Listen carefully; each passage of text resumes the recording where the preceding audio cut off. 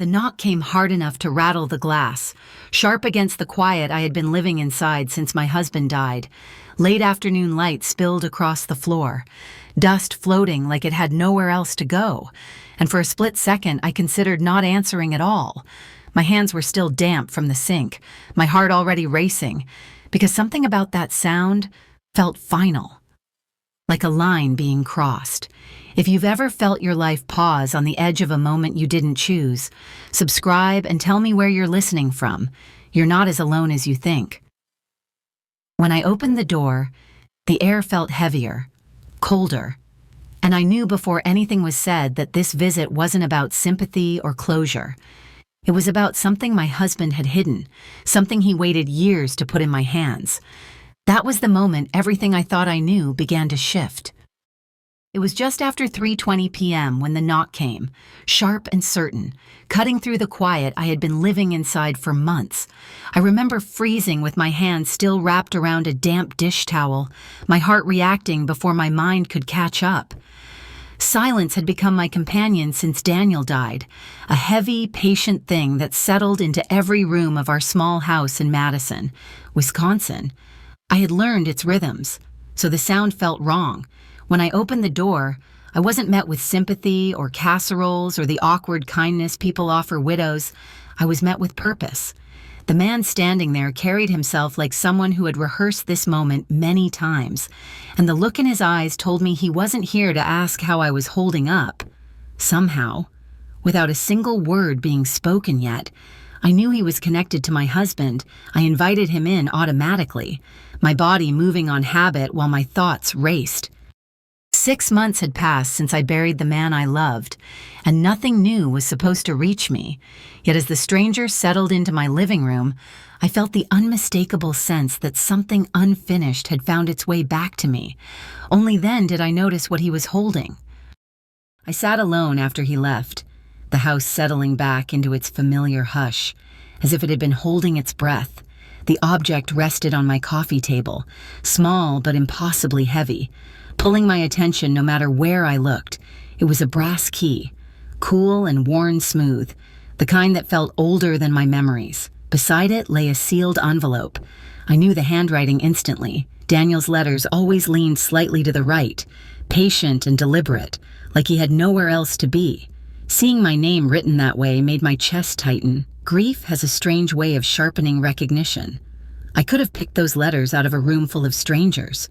I didn't open it right away. I made tea I didn't drink. I traced the grain of the table with my fingertip. Part of me wanted to preserve the moment, to keep his words untouched a little longer. Another part feared what he might ask of me now that he was gone. When I finally broke the seal, my hands shook, not from weakness but from memory.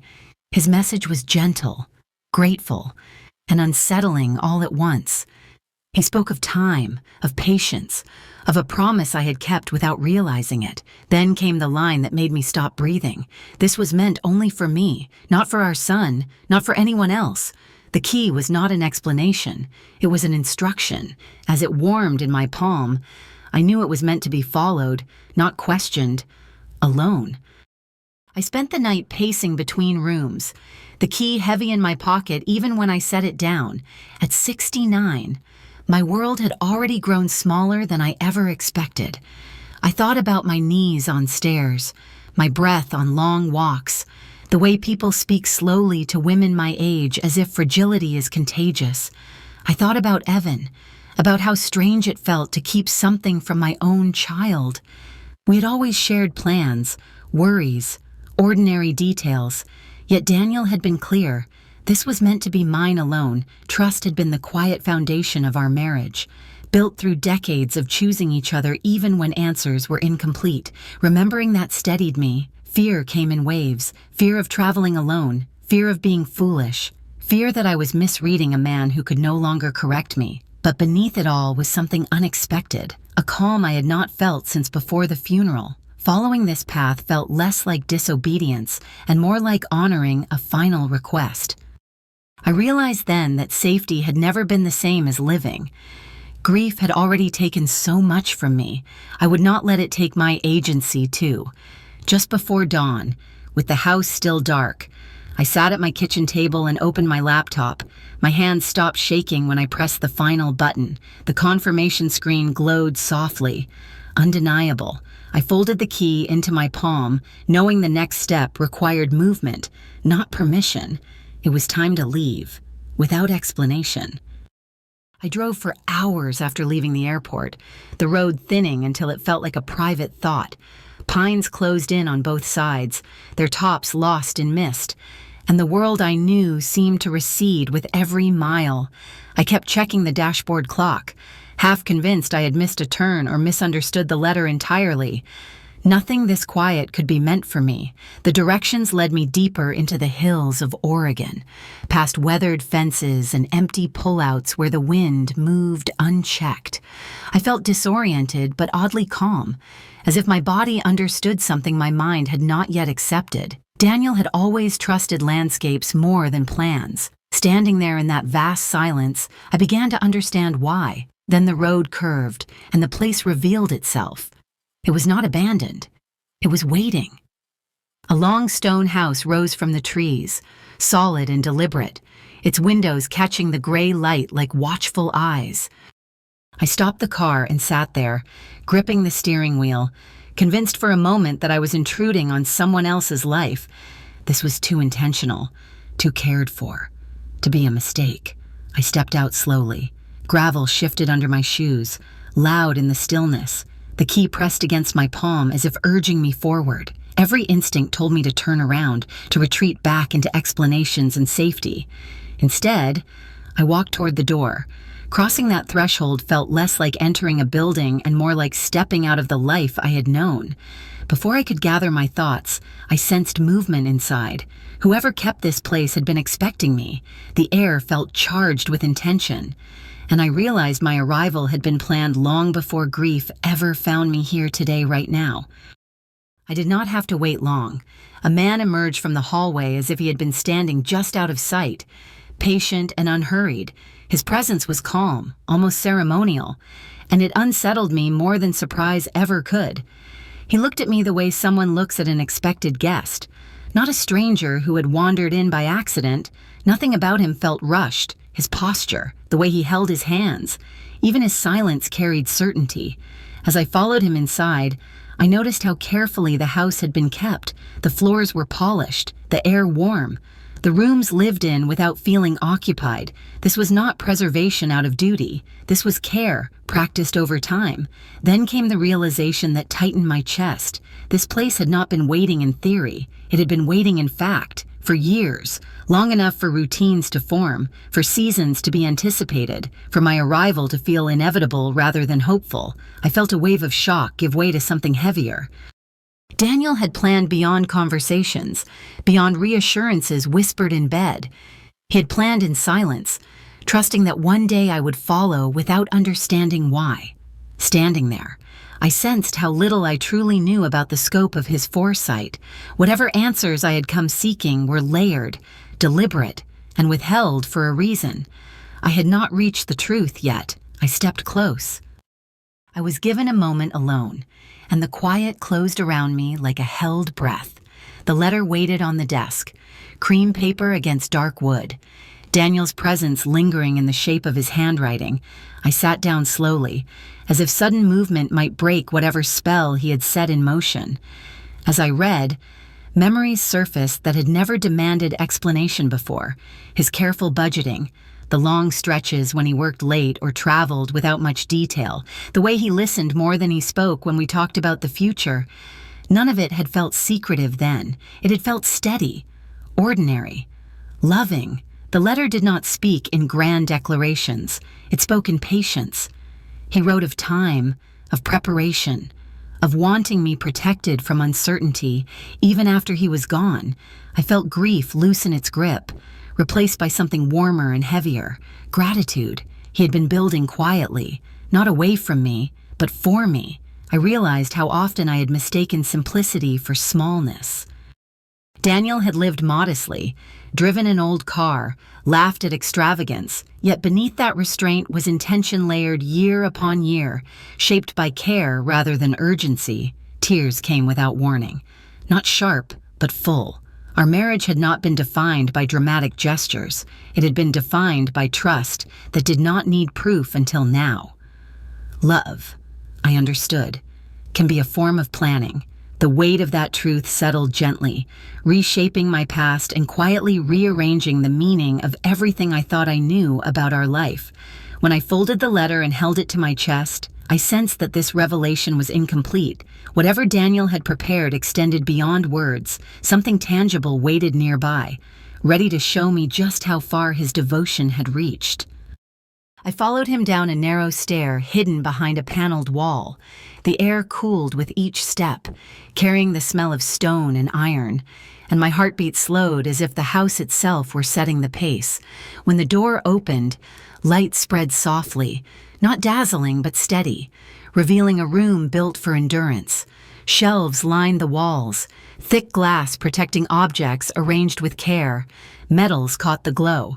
Papers rested flat and sealed, and everything felt cataloged, preserved, respected. I did not feel rich. I felt trusted. The silence asked for attention, not celebration, and I stood there letting the scale register without rushing it. Daniel had not gathered these things to impress anyone. He had gathered them to keep time from erasing what mattered. I thought of the patience required, the years of choices made quietly, and the discipline it takes to plan without applause. My hands trembled. Not from excitement, but from the weight of responsibility settling into place.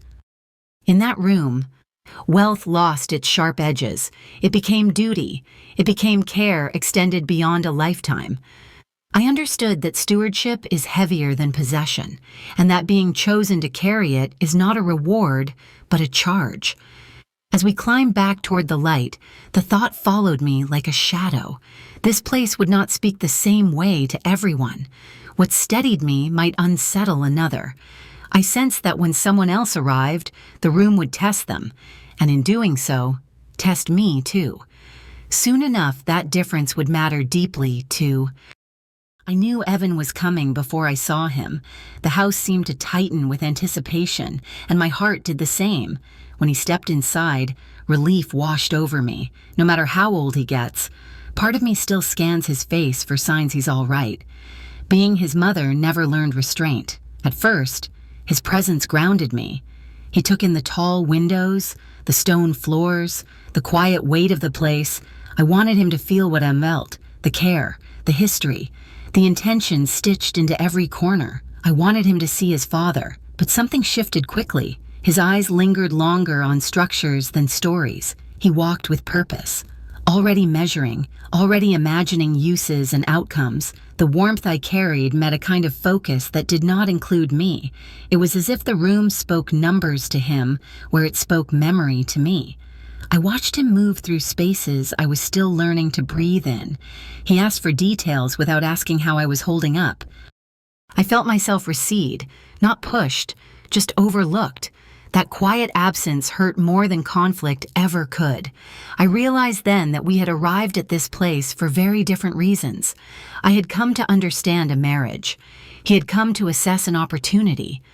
Love and legacy were sharing air with ambition, and they did not sit easily together. Standing there, I felt a familiar instinct rise, the urge to protect him, but another instinct answered back. Stronger now, the need to protect what his father entrusted to me. I sensed the moment approaching when silence would no longer hold us all together.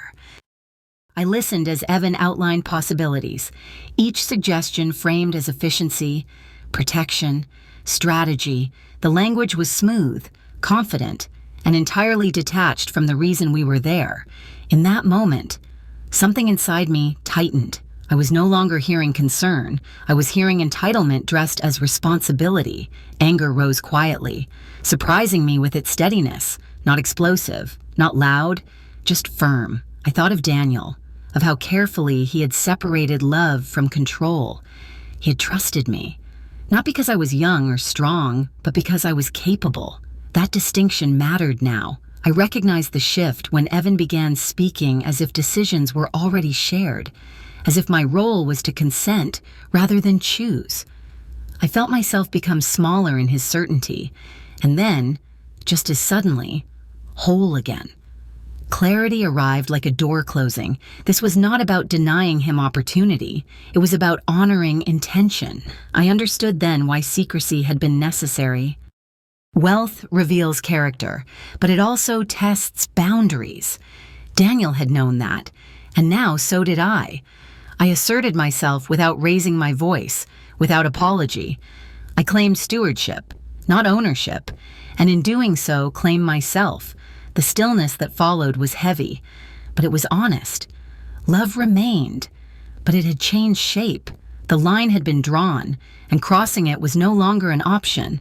I saw disappointment settle across his face, measured and restrained, and I accepted it without retreating. Boundaries. I learned. Do not end love. They redefine it. What I protected in that moment was not just a legacy, but the woman I had become through loss. That choice remains with me still, even now today. After Evan left, the house felt larger, not emptier. His absence settled into corners and then softened, like dust after movement. I let myself feel the ache without chasing it away. Distance does not always mean loss. Sometimes it means space to breathe. I stayed. Days found a rhythm. Mornings began with quiet walks through rooms that no longer felt intimidating. I learned names, histories, methods. I listened to those who knew how to preserve, not exploit. Each task grounded me. Each decision reminded me that stewardship is built from patience, not urgency. Grief changed shape. It stopped knocking me flat and began standing beside me instead, a companion rather than a weight. I felt Daniel in that steadiness, in the way purpose replaced paralysis. He had not left me something to escape into, but something to tend. I began opening the place carefully to scholars, conservators, people who treated history as responsibility rather than spectacle. Watching their reverence affirmed my choice. Wealth, I learned, is neutral. Meaning is assigned by how we hold it. Evenings grew quieter again, but the silence no longer frightened me. It felt earned. I understood that rebuilding is not dramatic. It is repetitive, intentional, and often unseen. By the time I paused long enough to reflect, I realized I was no longer defined by what I had lost, but by what I was actively protecting. That understanding settled deep, steadying me for the truths I was finally ready to name.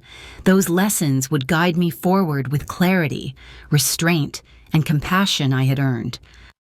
I spend more time in stillness now, not because life slowed, but because I finally learned how to listen. What changed most was not my circumstances, but my posture toward them. I learned that love does not require surrender, and that boundaries are not betrayals. They are definitions. I still love my son. That has never been in question. Loving him simply no longer means shrinking myself to keep the peace.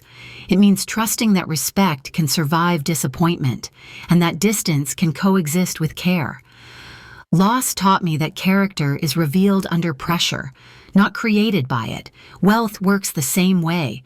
It does not reward or punish. It clarifies. It shows us who we are when no one is watching and choices carry weight. I once believed late life was about holding on. I see now it can be about stepping forward with fewer illusions and steadier hands. I did not become someone new. I became someone less divided. Grief stripped away noise. Responsibility gave me focus. Together, they taught me that worth is not assigned by inheritance, approval, or fear. It is practiced daily through attention and restraint. As I sit with these truths, I feel peaceful, not finished. What I learned here does not belong only to me. It belongs wherever love, loss, and choice intersect. And that is why I want to turn outward now and speak directly to you. If you are listening, maybe your own story is asking for the same courage, and I am ready to listen with you here now. I sit by the window most evenings now, watching the light move across the hills. The quiet feels different than it once did. It no longer echoes. It listens back. Daniel is gone, and that truth still aches, but it no longer defines the edges of my life. What he left me was not an escape from grief, but a way through it. Love did not end. It changed form, asking more of me than tears ever could. If you stayed with me through this story, thank you.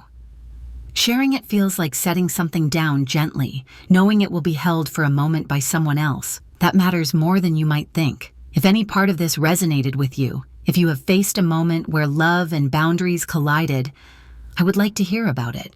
Tell me in the comments. I read everyone, wherever you are in your own journey. Remember this, it is never too late to choose yourself with kindness. Sometimes the bravest inheritance is the life you allow yourself to live.